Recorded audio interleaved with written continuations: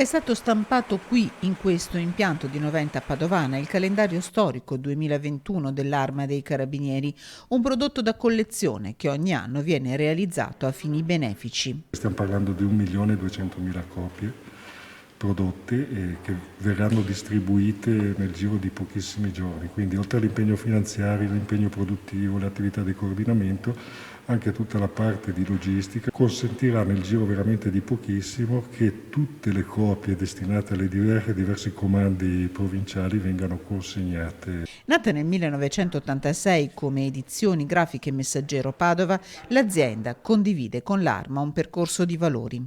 Siamo proprio nello stabilimento dove è nato il Messaggero di Sant'Antonio a livello di produzione, è uno stabilimento che risale dal 1986, è un'azienda molto avanzata e molto strutturata, siamo 150 persone. In un contesto storico come quello che stiamo vivendo, l'azienda continua nel suo percorso di crescita, di diversificazione e di investimenti. Un fiore all'occhiello per l'azienda, il calendario storico che quest'anno celebra i 700 anni dalla morte di Dante Alighieri, realizzato su una carta prodotta dalla cartiera veneta Favini. Abbiamo sviluppato questa carta in accordo esclusivo proprio con il Comando Generale dell'Arma, con l'aggiunta di alcuni elementi di anticontraffazione che sono alcune fibrille che si vedono solo con determinate apparecchiature e quindi sono invisibili all'occhio umano.